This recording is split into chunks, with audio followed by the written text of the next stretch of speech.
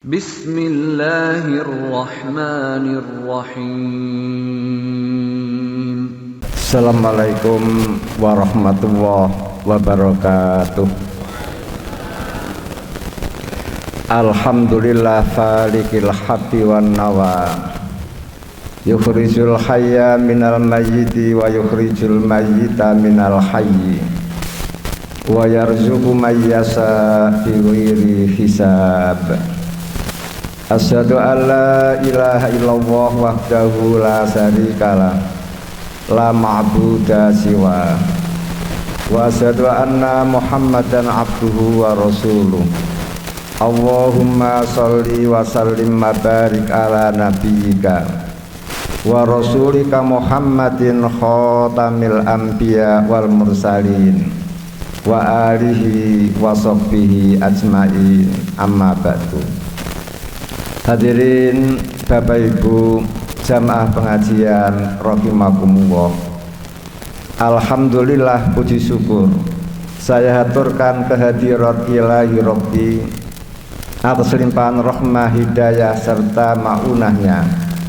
Di pagi yang cerah ini kita ditakdirkan oleh Allah bisa berkumpul di tempat yang mulia ini dalam acara yang mulia pula.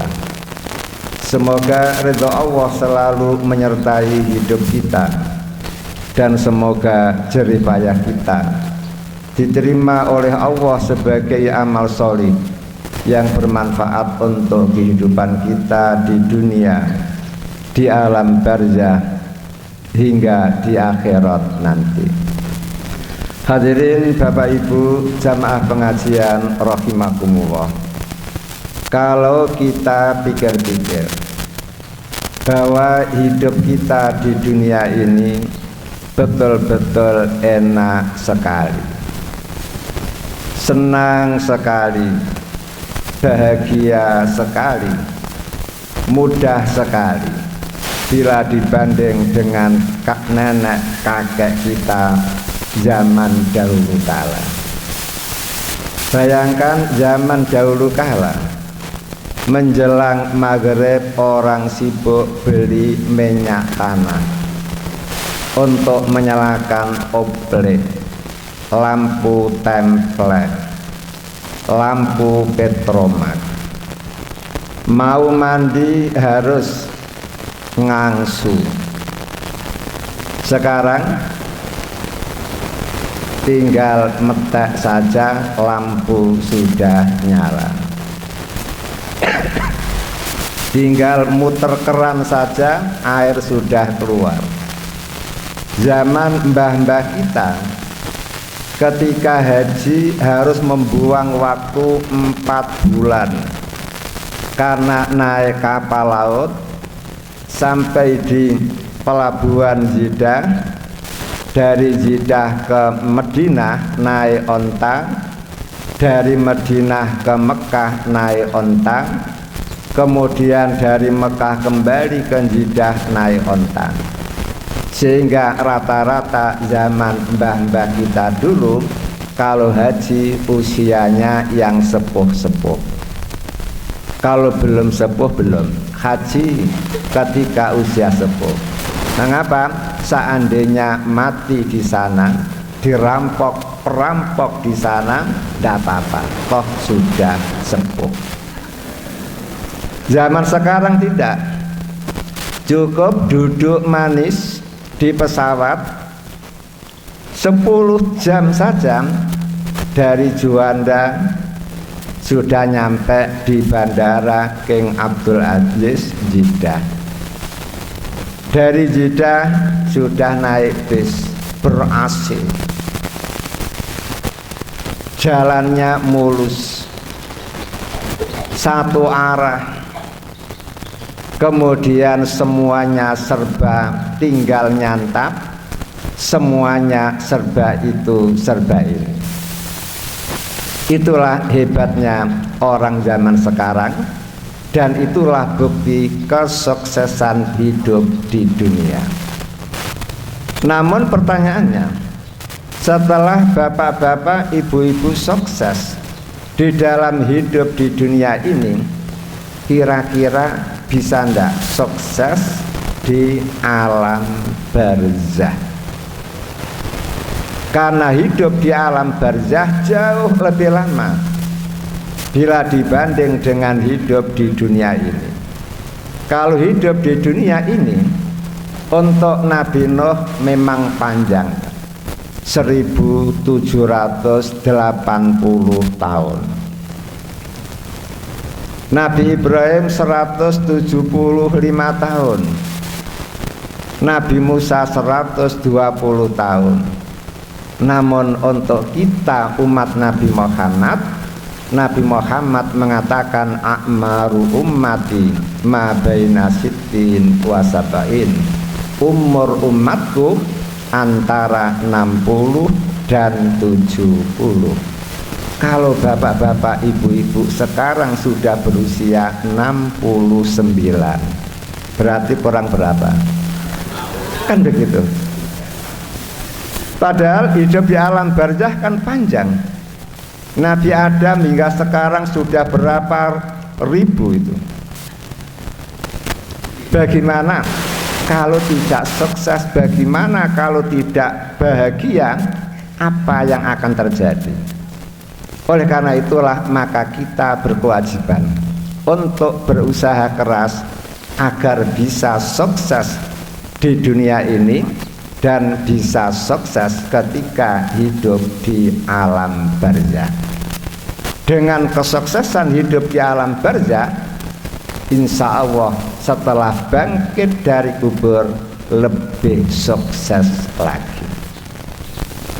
Hadirin yang berbahagia, kemudian untuk memperoleh kesuksesan hidup di alam barzah, apa yang harus kita lakukan?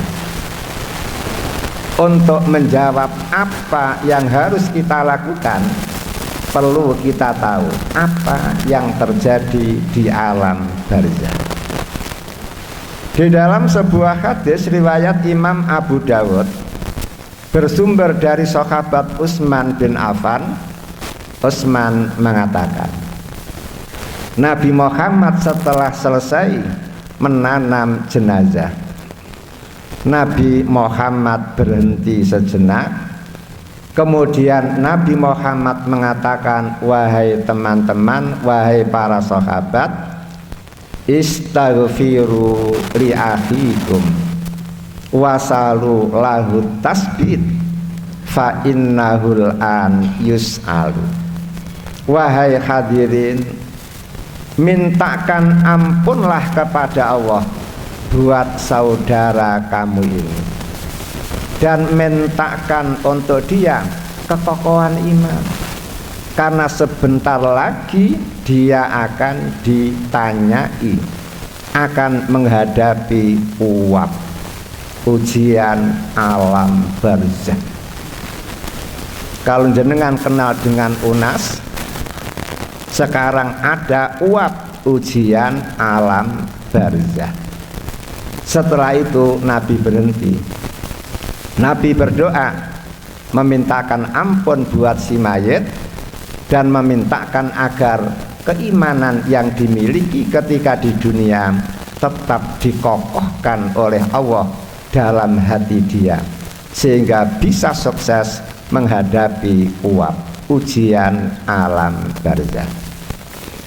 Kemudian kira-kira apa materi yang diujikan oleh Allah ketika hidup di alam barzah? Di sini saya akan menerangkan dua hadis saja. Pertama bersumber dari sahabat Imam Bukhari, bersumber dari sahabat Anas. Imam Bukhari meriwayatkan, setelah manusia dikubur, begitu pengantarnya kembali pulang, dia masih mendengar suara sandalnya teman-teman yang mengantarkan. Ternyata dua malaikat datang.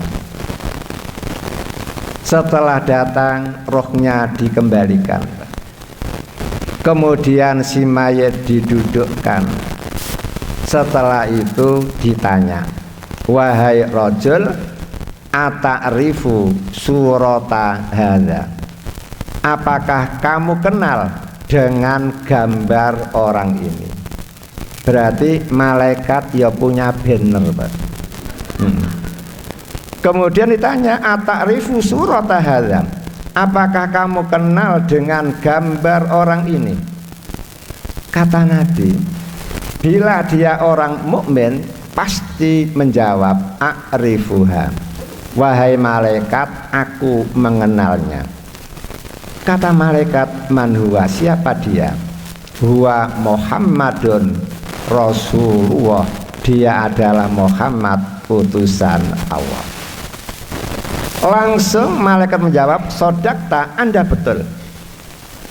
Setelah itu langsung diperlihatkan neraka yang sangat menakutkan. Kemudian diperlihatkan surga. Itu pertanyaan yang pertama. Kemudian riwayat Imam itu yang bersumber dari sahabat Barok bin Azib, riwayat Imam Ahmad itu lebih jelas nih. Nabi Muhammad mengatakan ketika malaikat mungkar dan nangkir datang, kemudian roh si mayat dimasukkan lagi, kemudian dia didudukkan, lalu baru ditanya. Pertanyaannya 3. Seandainya pertanyaan itu, Pak, sekarang ditanyakan kepada bapak-bapak, ditanyakan kepada ibu-ibu, yakin 100% lulus semuanya. Kalau sekarang lebih-lebih yang bertanya itu guru panjenengan sendiri, namun yang tanya kan bukan Pak Guru, yang tanya bukan yang lain, namun malaikat. Maka tidak sembarang orang bisa menjawab. Makanya 3 pertanyaan itu mudah sekali. Pertama ditanya, man robbuka, wahai manusia, siapa Rob kamu? Siapa yang meramut kamu? Siapa yang mengatur kamu? Siapa yang membina kamu? Kalau memang dia orang mukmin pasti menjawab, Allah, Tuhan saya. Kemudian pindah pertanyaan yang kedua, waman ursila ilaika. Itu lafadznya, Pak, bukan man nabiyuka, tapi man ursila ilaika. Siapa orang yang diutus oleh Allah kepada kamu? Kalau memang dia orang mukmin pasti menjawab Nabi Muhammad. Kemudian pindah kepada pertanyaan yang ketiga, wa ma dinuka, apa agama kamu? Dia pun menjawab, Islam, agama. Malaikat mungkar nangkir, manto, sodakta, Anda betul. Anda kok tahu bahwa Allah Tuhan kamu, Muhammad utusan kamu, Islam agama kamu? Si mayit menjawab, qara'tul Quran, karena aku membaca Al-Quran. Wa tadabbartu ma fi, aku merenungkan isi kandungannya. Kemudian wa tabbatu bihi, lalu kupraktekkan apa yang menjadi perintah-perintah Al-Quran. Aku tinggalkan apa yang menjadi larangan Al-Quran. Masa Allah, malaikat senangnya luar biasa. Kemudian langsung dia diperlihatkan neraka. Masa Allah takutnya luar biasa, sehingga malaikat mengatakan, wahai hamba Allah, seandainya kamu tidak lulus, itu tempat kamu.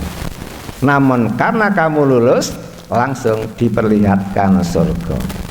Begitu melihat surga, masa Allah, mala ainun ra'at, wala udhunun sami'at, wala khotoro ala qalbi basarin. Surga adalah bangunan tempat yang mata ini belum pernah melihat ketika di dunia. Walaupun panjenengan sudah menjelajah dunia sampai ke Eropa sana, panjenengan tidak akan menemukan bangunan-bangunan seindah surga. Wala udhunun sami'at, telinga kita pun tidak pernah mendengar suara-suara seperti suara surga. Kalau panjenengan datang ke Malang, kemudian masuk Jantimpak ya, disambut dengan apa Pak? Suara nyanyian obat sikil ngeluh, cepin sikil emeng loh Pak. Yang nyanyi perempuan itu loh Pak, itu menyambut apa? Yang menyambut panjenengan. Lah surga pun ada suara yang merdunya tidak pernah kita dengar di dunia ini. Wala khotoro ala qalbi basarin, dan belum pernah ada di benak manusia. Walaupun insinyur kita, arsitek kita bisa menggambar bangunan-bangunan yang indah, maka insinyur kita tidak akan mampu menggambar betapa indahnya surga. Setelah itu, lah kok pintu surga terbuka, keluarlah makhluk yang ganteng, kalah F4. Kalah siapa Pak? Siapa? Saruhkan. Kalah Nabi Yusuf. Keluar dari surga, lalu mendekati hamba Allah tadi Pak.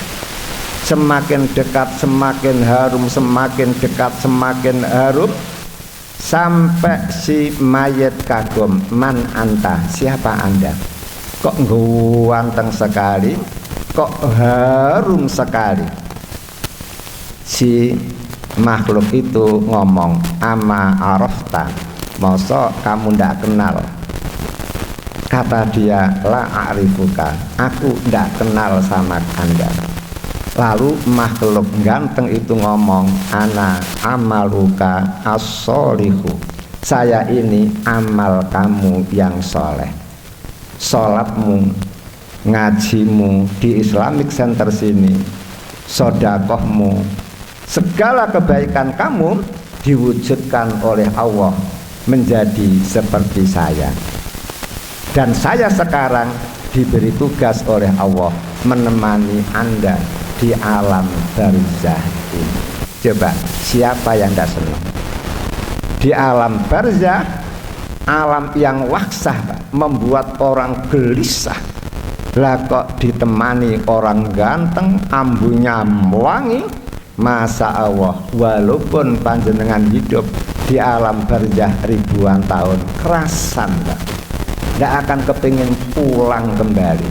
Saking senengnya, saking nikmatnya berteman dengan amal soleh yang diwujudkan oleh Allah makhluk yang ganteng itu. Beda dengan orang kafir atau orang munafik. Ketika ditanya oleh malaikat Munkar Nakir, man robbuka, dia hanya megap. Lalu pindah pertanyaan yang kedua, waman ursila ilaika, siapa rasul engkau? Dia pun hanya Kemudian pindah pertanyaan yang ketiga, wama dinuka, ternyata dia pun padahal sebelumnya loh sudah diberi bocoran oleh Pak Mudin, masih tidak bisa menjawab. Kenapa? Memang orang kafir.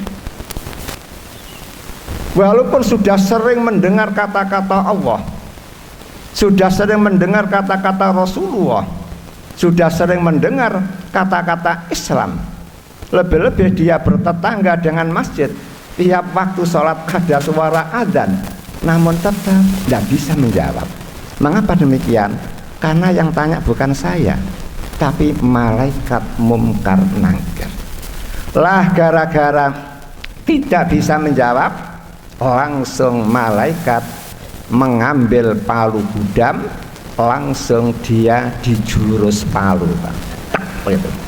Masa Allah berteriak keras kesakitan, semua makhluk mendengar, illal insana, kecuali manusia. Lau sami'a soiko, seandainya manusia kok bisa mendengarkan teriakan mayit, pasti jatuh tersungkur. Dan tidak ada orang Islam yang berani mengantarkan jenazahnya orang kafir, Pak, karena mengerikan. Setelah itu diperlihatkan neraka, lebih ngeri lagi, lebih takut lagi. Begitu melihat neraka, lah kok keluarlah makhluk terjelek, Pak, yang mata ini belum pernah melihat. Kalah jeleknya Nyi Loro Nyi Lampir itu, Mak Lampir. Kalah jeleknya Mondosio, pacarnya Nyi Basingah itu. Setelah mati lah ya. Kalah jeleknya Dragula, Mak Lampir. Grandong kalah, Pak. Cuwelek sekali dan baunya muntinon, bau asin, Pak. Kalah batang apa, Pak? Kalau tikus kecil, Pak ya. Batang gajah, bau asinnya luar biasa. Lah kok mendekat, semakin mendekat semakin menyengat dan semakin takut. Langsung dia mengatakan, man anta, siapa anda, man anta, siapa anda. Kok jelek sekali, buruk sekali, buasin sekali. Ama arafta, mosok kamu ndak kenal. Dia mengatakan, la a'rifuka, aku memang ndak kenal kepada engkau. Langsung dia mengatakan, ana amaluka asayyi'u, saya ini perilaku kamu yang jahat-jahat, perilaku kamu yang jelek-jelek, zinamu, ngutilmu, nyopetmu, judimu, minummu, pokoknya segala perbuatan kamu yang jelek diwujudkan oleh Allah berbentuk saya, berbentuk saya. Dan sekarang saya diberi tugas oleh Allah menemani Anda ketika hidup di alam barzah. Bayangkan tuh, hidup di alam barzah, seorang diri harus ditemani makhluk yang jembelek, yang bawasin seperti itu. Padahal ibu-ibu di kamar seorang diri, ada coro sitok saja merinding, takutnya luar biasa. Sekarang malah di kuburan kumpul dengan makhluk yang sejelek itu, sebusuk itu, sebasin itu. Lalu bagaimana nasib dia? Gak kerasan kan, Bu?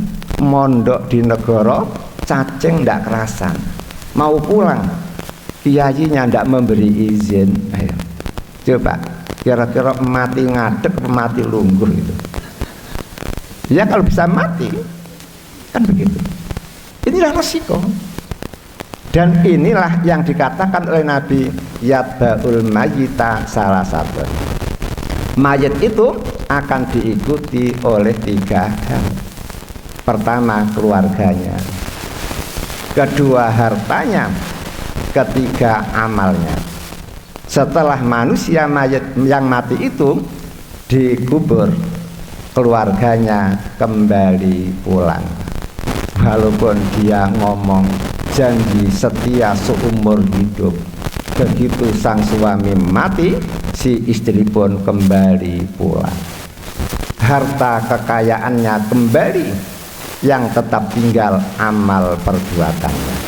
Makanya bapak-bapak, ibu-ibu, jangan ikut rumor orang perempuan itu surga nunut, neraka katut. Tidak. Tapi harus fastabiqul khairat. Orang laki-laki harus berlomba di dalam kebaikan agar memperoleh sukses di alam barzakh. Ibu-ibu pun harus berlomba di dalam melakukan kebaikan agar memperoleh sukses di alam barzakh. Karena suksesnya hidup di alam barzah pertanda hidup setelah itu lebih sukses lagi.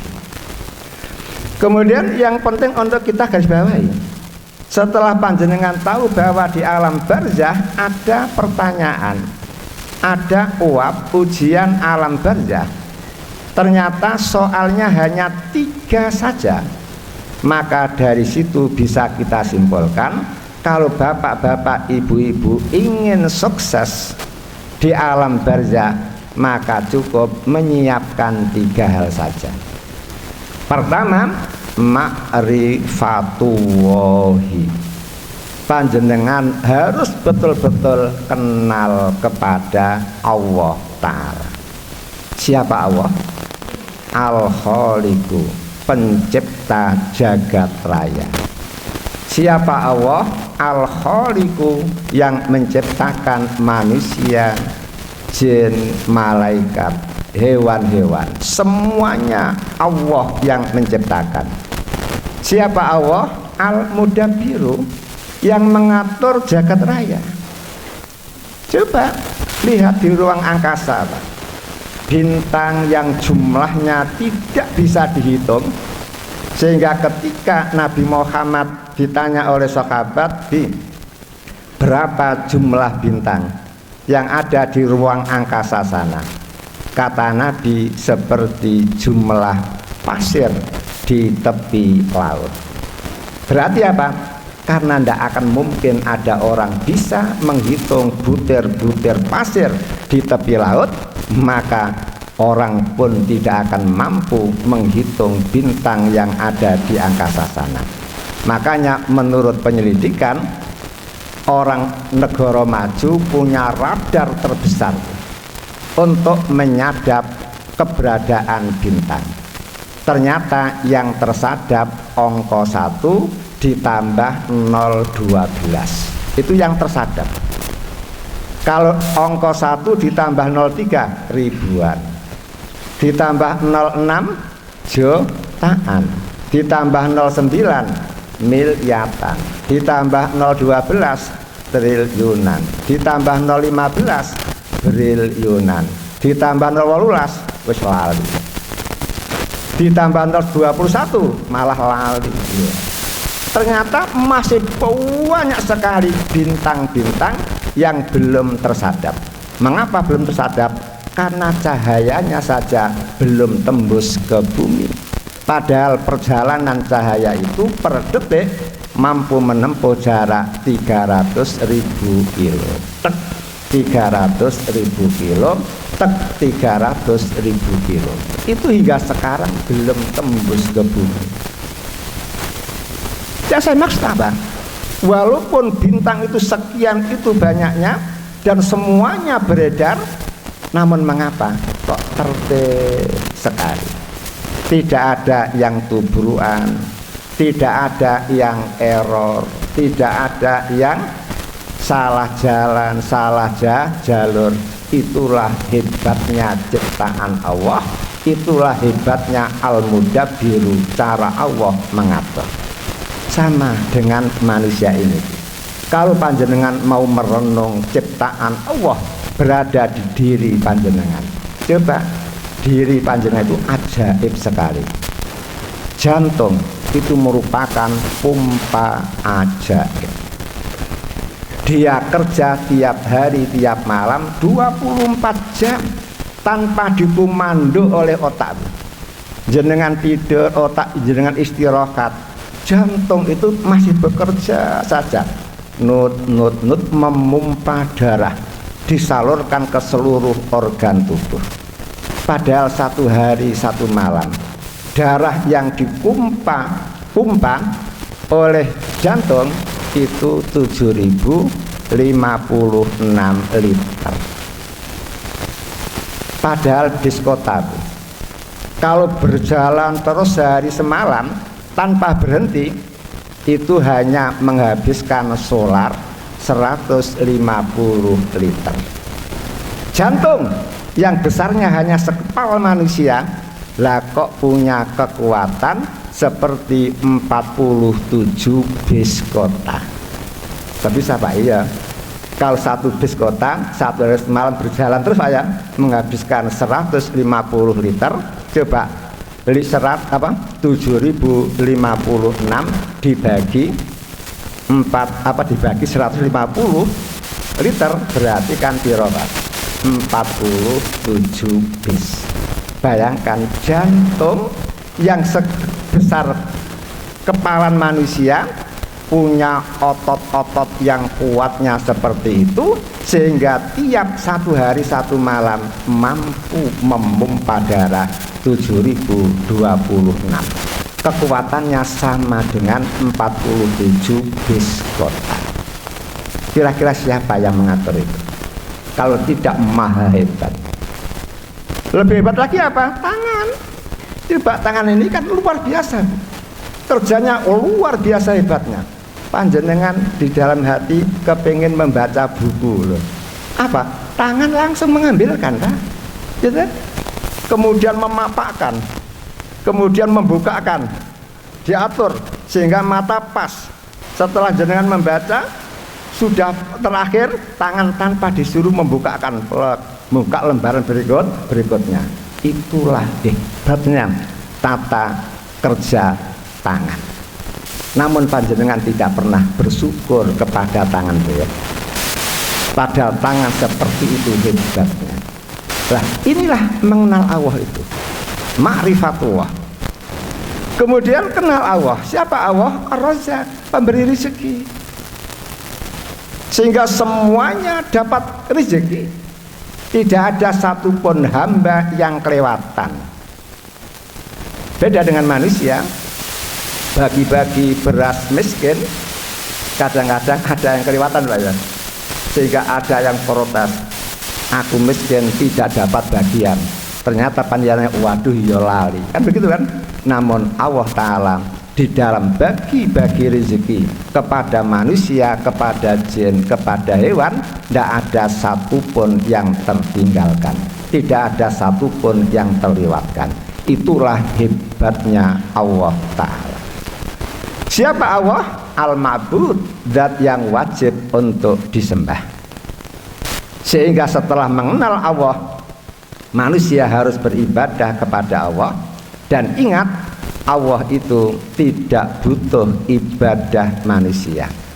Manusia beribadah kepada Allah, tidak beribadah kepada Allah, itu tidak mempengaruhi kekuasaan Allah, tidak mempengaruhi kedudukan Allah. Semua manusia sedunia mokong tidak mau menyembah kepada Allah, Allah tetap Al-Malik sebagai raja, Al-Qadir sebagai penguasa. Semua yang ada di dunia ini menyembah kepada Allah, kekuasaan Allah pun tidak lebih tinggi, tidak lebih meningkat, sama. Namun mengapa manusia harus beribadah kepada Allah? Ibadah manusia kepada Allah akan kembali kepada diri sendiri. Sehingga Al-Quran mengatakan, law anna ahlal qura amanu wattaqau lafatahna alaihim barakatim minas sama' wal ard. Ini membuktikan bahwa orang beriman kepada Allah, orang bertakwa kepada Allah, manfaatnya bukan kembali kepada Allah, tapi kembali kepada kita sendiri. Akhirnya hidup kita penuh barokah. Barokah yang datang dari atas berupa kedamaian, ketentraman, air hujan yang membawa barokah. Kemudian keluar barokah dari bumi berupa apa? Tanaman, kubal, uranium, batu bara, dan seterusnya. Semuanya itu membawa keberkahan karena amanu wattaqau. Coba lihat di balik, seandainya manusia tidak mau beribadah, akan dihancurkan oleh Allah, sehingga air hujan tidak membawa keberkahan, justru malah membawa petaka. Itulah ma'rifatullah. Namun sayang, di dalam ma'rifatullah ini banyak sekali tantangannya. Karena apa? Ada kelompok khawasin. Apa itu? Orang yang menggunakan panca indera. Gara-gara kelompok Khawasin ini banyak orang-orang yang tidak mau percaya dengan adanya Allah Ta'ala. Alasannya sepele, karena Allah tidak bisa dilihat oleh mata, karena Allah suaranya tidak bisa didengar oleh telinga, karena Allah bentuknya tidak bisa diraba oleh tangan. Gara-gara itulah akhirnya kelompok Khawasin ini tidak mau mengakui Allah sebagai Tuhan. Justru yang dipertuhan adalah sungai Nil zaman Mesir kuno. Yang dipertuhan gerumbul-gerumbul, batu-batu, keris-keris. Itu gara-gara Khawasin. Hal ini pernah terjadi pada zaman Nabi Musa. Wa idza qultum ya Musa lan nu'mina laka hatta narawah jahra. Kata mereka, wahai Nabi Musa, walaupun kamu berdakwah sampai berbusa-busa, kami tetap tidak akan beriman kepada engkau sebelum engkau memperlihatkan aku zat Allah. Bayangkan. Jadi mau beriman, yang penting dia bisa melihat Allah Ta'ala. Padahal berapa banyak, Bu, di alam ini, di dunia ini, barangnya ada namun tidak bisa dilihat. Kan banyak. Makanya ada sebuah cerita konon, Bu, ya. Ada seorang pemuda remaja, ketika masih berada di kampungnya, dia tekun beribadah kepada Allah, aktif jamaah. Karena dia cerdas, karena dia pinter, akhirnya ketika tamat SLTA dia dapat beasiswa kuliah di luar negeri. Kebetulan negaranya itu negara yang apa itu? Komunis mungkin. Negara yang komunis. Kemudian dia langsung kuliah di sana. Setelah 4 tahun persis dia meraih titel sarjana. Begitu pulang, apa yang terjadi? Ibunya terkejut. Anakku setelah selesai kuliah kok tidak mau sembahyang, kok tidak mau ke masjid. Ada apa itu? Sehari 2 hari diperhatikan kok tidak sholat, tidak seperti dulu ketika belum kuliah. Akhirnya si ibu menanyakan, wahai anakku, kenapa kamu tidak kelihatan pergi ke masjid? Anaknya menjawab, bingung dulu. Ada apa bingung? Karena ada pertanyaan-pertanyaan yang hingga sekarang belum bisa dijawab, belum ditemukan jawabannya. Coba ngomong, barangkali saya bisa menjawab. Kata anaknya, Bu, jangankan jenengan, profesor, dosen saya itu saja tidak bisa menjawab, apatah lagi panjenengan itu. Cobalah, apa pertanyaan kamu? Nanti akan saya tanyakan kepada ustadz-ustadz yang bisa menjawab. Akhirnya dia mengutarakan. Apa itu? 3 yang diutarakan. Allah itu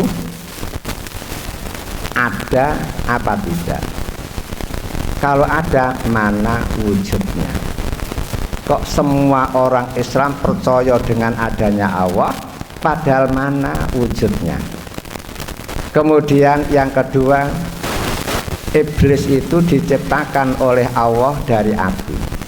Al-Quran ngomong besok pada hari kiamat iblis akan dimasukkan Allah ke dalam neraka yang penuh dengan api. Apa Allah tidak berpikir iblis dari unsur api, neraka dari api, api ketemu api kan tidak masalah. Apa artinya iblis dimasukkan neraka? Yang ketiga, orang Islam itu titik-titik takdir, titik-titik takdir. Apa dir itu? Akhirnya apa? Ibunya mencarikan ustadz. Kebetulan ustadznya di Madiun gitu. Datanglah si ustadz itu, kemudian ustadz duduk, kemudian Le, katanya kamu punya masalah yang belum terjawab. Coba barangkali saya bisa menjawab. Kata si anak muda itu, Pak, jangankan panjenengan, profesor-profesor yang rambutnya sudah hilang semua itu loh Pak, tidak bisa menjawab pertanyaan saya. Coba barangkali saya bisa menjawab. Akhirnya kalau Anda betul percaya bahwa Allah itu ada, tolong tunjukkan kepadaku. Pertama. Yang kedua, iblis diciptakan Allah dari api. Besok pada hari kiamat akan dimasukkan Allah ke dalam neraka yang penuh api. Apa Allah tidak berpikir? Api ketemu api kosok panas. Apa artinya? Nomor 3, orang Islam itu titik-titik takdir. Titik-titik takdir. Apa dir-dir itu? Sudah 3 itu. Lah kok Pak? Langsung dia ditawamper oleh ustadznya Pak. Peruak gitu. Oh, sampai dia meringis kesakitan. Loh Ustaz, saya tanya baik-baik, mengapa kok ditampar? Kata Ustaz, tamparan saya itu sebagai jawaban atas 3 pertanyaan Anda loh. Saya tanya baik-baik, mengapa jawabannya tampar? Dah, ketika kamu saya tampar, sakit apa tidak? Sakit. Betul sakit? Betul. Sakit ada? Ada. Tunjukkan kepadaku bentuk sakit. Ayo, tunjukkan kepadaku bentuk sakit. Lepak Pak, aku tidak bisa jawab ya. Ada sakit, namun dia tidak bisa membuktikan wujud sakit itu apa.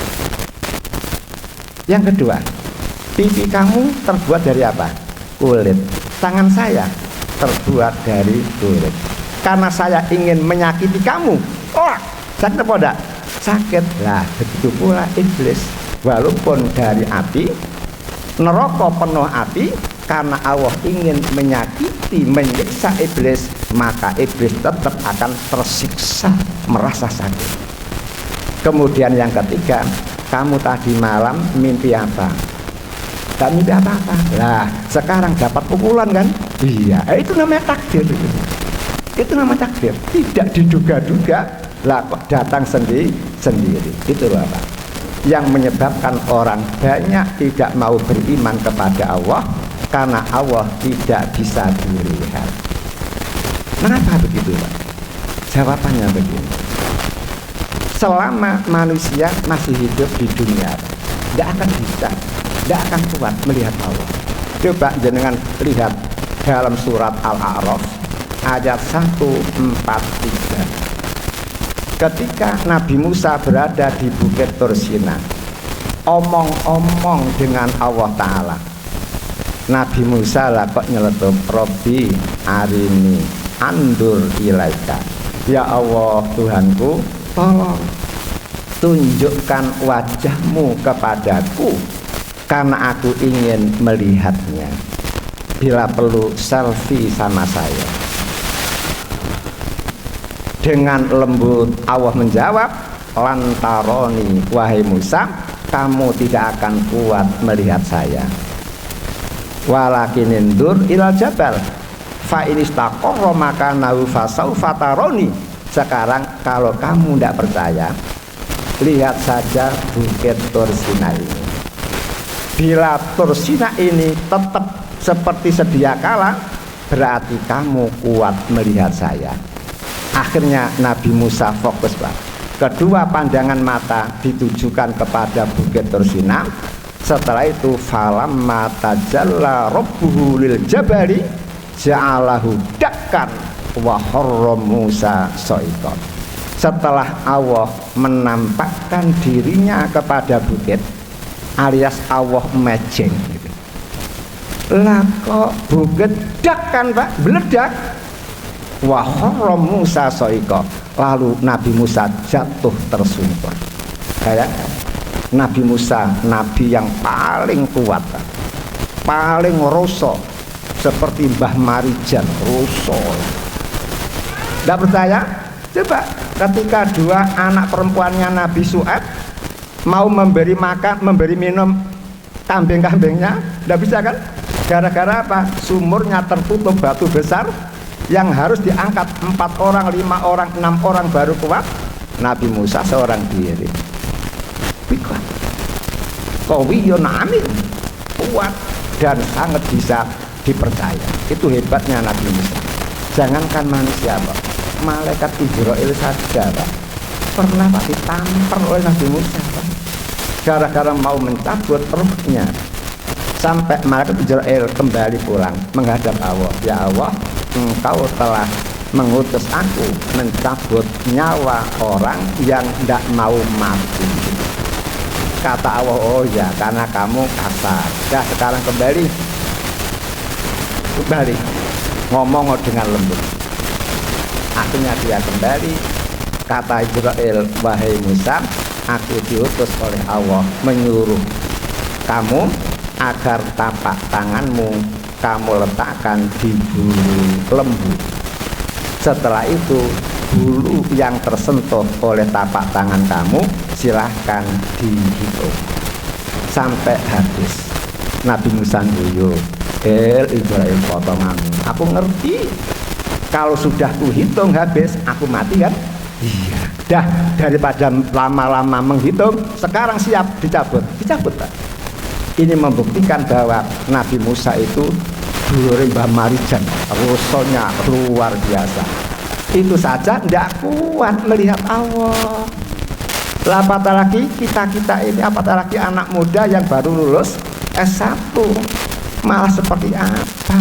Jangankan melihat zat Allah secara utuh, melihat jin dengan asli saja kita ini tidak kuat.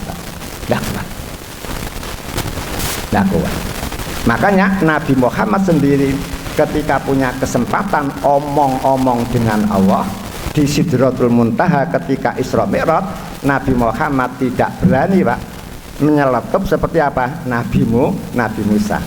Makanya ketika Nabi Muhammad pulang cerita kepada Aisyah, nah Nyai Aisyah ngomong, ketika jenengan omong-omong dengan Allah, apa panjenengan sempat ngelirik wajah Allah? Kata Nabi Muhammad, subhanallah, pada waktu itu saya diliputi oleh cahaya yang terang benderang, saking terangnya sehingga tidak kelihatan apa-apa. Persis seperti dengan Pak, malam hari berjalan di embong, berhadapan berpapasan dengan mobil Alphard atau Lamborghini, lampunya padang, Pak. Coba jenengan padangan apa malah peteng, Pak? Tidak tahu jalan, kan begitu kan? Lah Nabi Muhammad ya begitu. Ketika omong-omong dengan Allah Ta'ala, Nabi Muhammad tidak sempat melirik itu, melirik ini. Dan Nabi pun tidak ingin tahu bagaimana wajah Allah. Namun walaupun di dunia ini kita tidak berhasil, tidak bisa melihat wajah Allah, besok pada hari akhirat dijamin kalau jenengan tetap beriman seperti ini bisa melihat wajah Allah. Karena apa? Di dalam sebuah hadis dijelaskan, setelah penghuni neraka masuk neraka, penghuni surga masuk surga, kemudian semua penghuni surga menikmati hidangan-hidangan surgawi. Lah kok ada suara, fahal min naksin, wahai penghuni surga, apakah ada yang masih kurang? Apakah ada yang masih kurang? Para penghuni surga mengatakan, ya Allah, tidak ada yang kurang, semuanya sudah penuh. Kata Allah, coba periksa lagi, barangkali ada yang masih kurang. Bukankah istri Anda kalau menyiapkan makanan untuk Anda sering ada yang tertinggal? Opo lali, kerupuke lali, garpune double, sendoke gak ono. Akhirnya penghuni surga semuanya mencari, Pak, apa yang kurang. Di dalam surga itu tidak ditemukan. Akhirnya, ya Allah, tidak ada yang kurang, ya Allah, semuanya serba lebih. Kata Allah, ada. Apa itu? Langsung Allah mejeng, menampakkan wajahnya.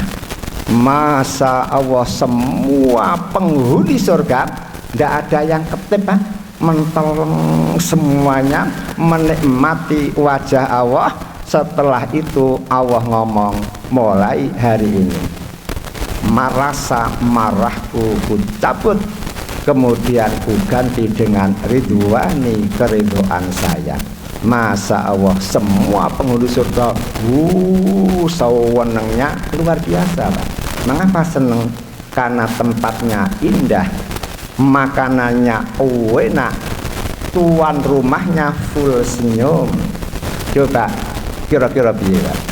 Jenengan pernah mertamu rumahnya bagus, snacknya enak, unjukannya enak, tuan rumahnya mau toto saja. Kira-kira jenengan mentolong makan apa tidak itu? Kan begitu kan? Ternyata Allah full senyum, bagusnya luar biasa. Inilah yang harus kita cari supaya bisa. Maka cukup satu, pertama ma'rifatullah, panjenengan harus kenal betul terhadap Allah Ta'ala. Yang kedua ma'rifatur Rasul, panjenengan harus kenal kepada Nabi Muhammad, harus kenal kepada Nabi. Siapa Muhammad itu? Muhammad adalah Rasulullah, utusan Allah yang wajib kita taati. Karena ati Allah wa atiur Rasul. Ati Allah wa Rasul. Ada ati Allah wa atiur Rasul, ada ati Allah wa Rasul. Ada beda lah itu, Pak. Kalau atiunya hanya satu, Pak, berarti apa yang diperintahkan oleh Allah, itulah yang diperintahkan Rasul. Apa yang diperintahkan Rasul, itu pula yang diperintahkan Allah. Apa yang dilarang Allah, itu pula yang dilarang oleh Rasul. Apa yang dilarang oleh Rasul, itu pula yang dilarang oleh Allah. Kalau atiunya hanya satu. Kalau dua, ati Allah, dua ati Rasul, berarti Allah menyuruh sendiri, Rasul menyuruh sendiri. Allah melarang sendiri, Rasul menyuruh sendiri. Contoh, masalah wudhu, Allah menyuruh tadi, idza kumtum ila sholat faghsilu wujuhakum wa aydiyakum ilal marafiq wamsahu bi ru'usikum wa arjulakum. Kata Allah, Anda apabila mau sholat wudhulah. Bagaimana wudhu? Basuh wajah, basuh tangan, usap kepala, basuh kaki, cukup. Itu perintah Allah. Ternyata Nabi memerintah, bila Anda mau wudhu, basuhlah tangan Anda terlebih dahulu, kemudian berkumur-kumurlah dan hiruplah air ke hidung, baru membasuh wajah. Mengapa demikian? Ada filosofinya. Panjenengan kalau wudhu kan wajib menggunakan air yang suci, Pak, ya. Air bisa dikatakan suci kalau tidak dirubah oleh barang najis, warnanya, baunya, rasanya. Nah, untuk mengecek air itu suci apa tidak gampang. Tangan panjenengan cuci dulu bersih. Setelah bersih, ambil lagi. Sebelum dimasukkan ke mulut, lihat, oh warnanya tidak berubah, ya. Berarti salah satu. Oh rasanya pun tidak berubah. Oh baunya pun tidak berubah. Berarti 100% suci. Langsung basuh wajah. Kan begitu. Lalu jenengan pergi di suatu desa, berhenti mau sholat. Begitu ke jeding, tangan dibersihkan, langsung dilihat warnanya tidak berubah. Diginikan, kok wasi. Dilihat di jeding ada batang kucing melungker. Kan begitu kan? Itu contoh. Perintah Allah sendiri, perintah Rasul sendiri. Larangan, Allah melarang makanan hanya 4: bangkai, darah yang mengalir, babi, dan semua hewan yang disembelih dengan menyebut nama selain Allah. Kalau panjenengan menyembelih hewan dengan bismillah, berarti boleh. Namun kalau ada orang menyembelih ayam, bismillah terus berarti itu tidak boleh dimakan. Bismi Nyiloro Kidul tidak boleh. Bismi Danyang-Danyang yang bau rekso Islamic Center terus juga tidak boleh. Itu namanya ma'uhillah itu. Hanya 4 yang dilarang oleh Allah. Ternyata Nabi Muhammad menambah 2, melarang 2. Apa itu? Setiap burung yang bercengkeram, seperti betet, seperti gagak, seperti burung hantu, ya. Kemudian binatang buas yang tertarik. Kata-kata buas adalah doyan daging mentah, itu namanya buas. Ayam juga buas karena doyan daging mentah. Namun ayam tidak punya taring, sehingga halal. Yang buas dan punya taring itu yang tidak halal.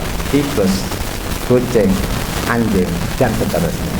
Walaupun ulama ada yang mengatakan larangan Nabi lil karohah, namun ada yang mengatakan lil haram, odo dengan apa larangan Allah Ta'ala. Itu hanya contoh ati Allah wa ati Rasul.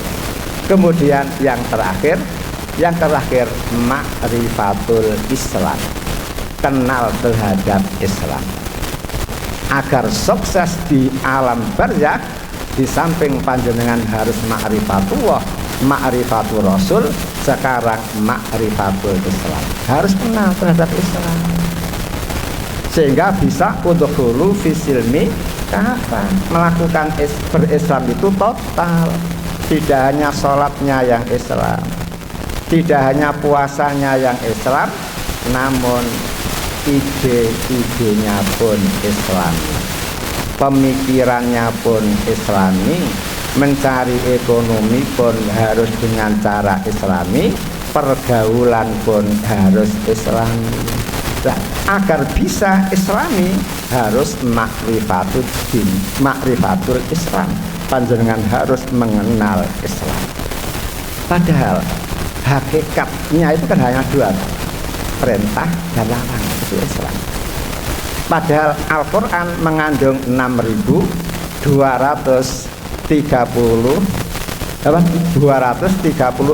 ayat tentang hukum, kan? Hanya 518 ayat. Maksud jenengan berat mempelajari ayat hukum 518 ayat. Padahal 518 ayat itu ada hukum akidah, ibadah, muamalah, dan seterusnya. Hanya itu. Makanya minimal panjenengan harus hafal 518 ayat itu. Dengan demikian panjenengan bisa berislam dengan sempurna. Akhirnya apa? Panjenengan bisa sukses hidup di alam barzakh. Utsman itu punya kelainan. Setiap bertemu dengan kuburan, Utsman itu mesti nangis. Sampai pernah ditanyakan oleh teman-temannya, Utsman, Anda ini kalau di waktu perang Anda adalah kesatria, namun mengapa ketika berhadapan dengan kubur Anda rojulun rokikun, laki-laki yang cengeng, nangis kayak cewek saja. Lah kok Utsman ngomong, teman-teman, mengapa setiap saya berhadapan dengan kuburan mesti nangis? Karena Nabi pernah ngomong, siapa yang enak ketika di alam barzakh, maka hidup setelahnya lebih enak lagi. Siapa yang menderita ketika hidup di alam barzakh, maka hidup setelah itu lebih menderita lagi. Padahal aku tidak tahu kira-kira aku besok ketika di alam barzakh menderita apa semua. Bayangkan Utsman yang dermawan seperti itu, sampai Nabi Muhammad sendiri mengagumi. Sebagai bukti kagumnya apa? Nabi itu ketika kedatangan Abu Bakar, Pak, tidak pakai sorengan, baju lepas itu tidak apa-apa. Umar masuk ya biasa. Ketika mendengar Utsman mau datang, Nabi langsung pakai rewapi, sisiran. Setelah itu Utsman datang. Setelah buyar semuanya, Aisyah protes, dengan pilih kasih ya. Bapak saya datang dengan biasa, Umar datang yang biasa. Utsman datang, jenengan kok macak segitu hebat itu. Kata Nabi, dek, wong malaikat Jibril saja hormat kepada Utsman. Mosok aku tidak boleh hormat kepada Utsman. Mari kita akhiri dengan doa bismillahirrahmanirrahim. Alhamdulillahirabbil alamin hamdan thayyiban mubarakan fi kama yuhibbu rabbuna wa yarda. Allahumma sholli wa sallim wa barik ala nabiyyika wa rasulika Muhammadin khatamil anbiya wal mursalin wa alihi wa sahbihi ajmain warhamna ma'hum bi rahmatika ya arhamar rahimin. Rabbana fir lana dzunubana wa israfana fi amrina tsabbit aqdamana wansurna 'alal qaumil kafirin. Allahumma arinal haqqo haqqo warzuqna tiba'ah wa arinal batila batila warzuqna istinabah wa la taj'alhu multabisan 'alaina fanadhilla waj'alna lil muttaqina imama. Allahumma in kana rizquna fis sama fa anjilhu wa in kana fil ardi fa akhrijhu wa in kana ba'idan faqarribhu wa in kana qalilan fakassirhu wa in kana sabban fasahilhu bi rahmatika ya arhamar rahimin. Rabbana atina fid dunya hasanah wa fil akhirati hasanah wa qina adzabannar. Subhana rabbika rabbil izzati amma yasifun wa salamun al mursalin walhamdulillahi rabbil alamin wal afu minkum. Assalamualaikum warahmatullahi wabarakatuh.